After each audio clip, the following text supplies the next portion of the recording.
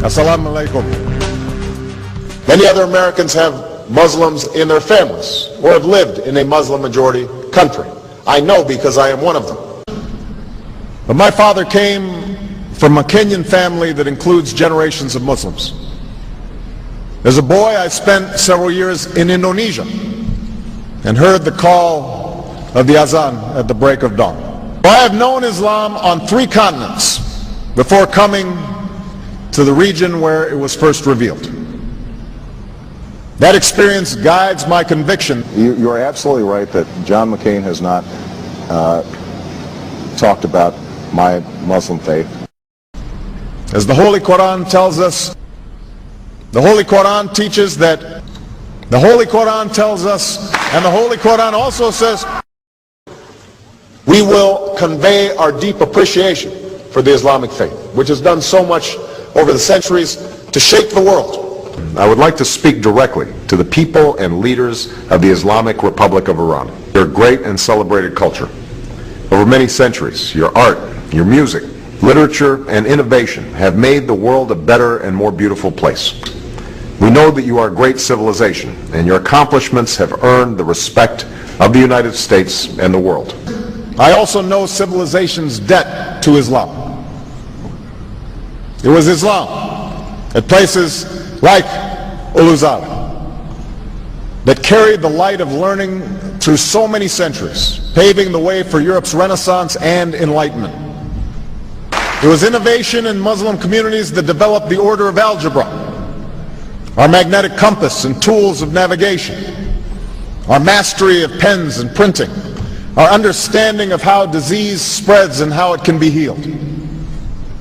Islamic culture has given us majestic arches and soaring spires, timeless poetry and cherished music, elegant calligraphy, and places of peaceful contemplation. They have fought in our wars, they have served in our government, they have stood for civil rights, they have started businesses, they have taught at our universities, they've excelled in our sports arenas, they've won Nobel Prizes, built our tallest building, and lit the Olympic torch.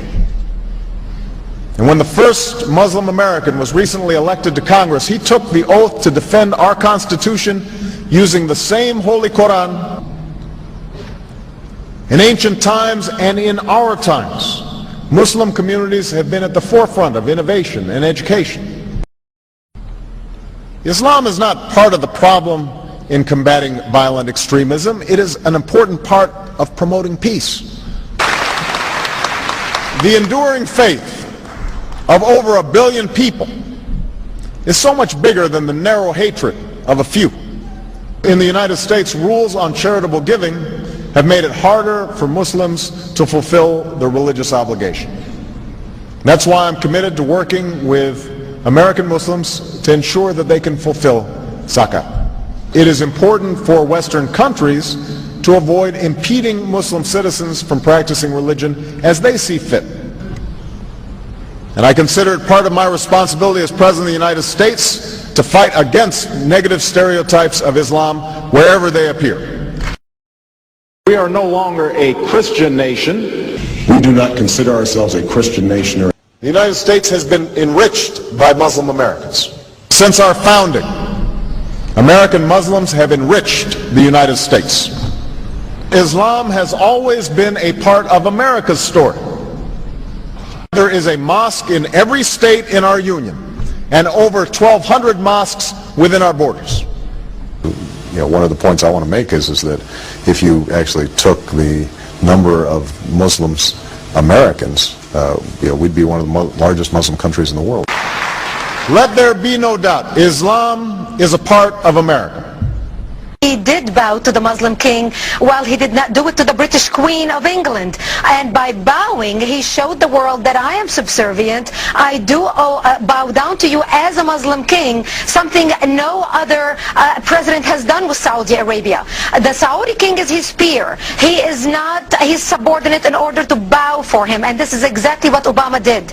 Usually it is out of respect that someone would nod his head when bowing to royalty and the ladies will give curtsy. But Obama went beyond what is required as a head of state and bowed to the Saudi king, and that's unacceptable. All right, it sent the wrong symbol. When you say it sends the wrong signal, what signal do you think it sends? It sent a message that Islam is superior to any other master or king or president in the world, that an American president bowed to a Muslim king. It also sent a message that terrorism and jihadism is giving Islam the respect it should have on the world stage, to the point that it made an American president, for the first time in history, bow to a Muslim king. I won't wear that pin on my chest. It's a little weird, Alan, that in the middle of the campaign the guy takes off the American flag that most people wear because they're proud of their country. Let me speak as clearly and as plainly as I can. America is not and never will be at war with Islam.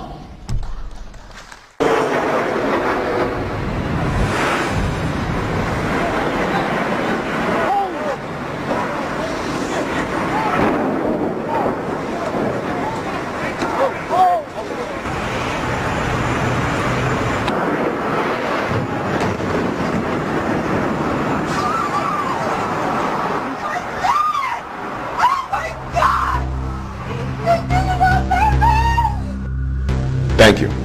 And Eid Shoma Mubarak.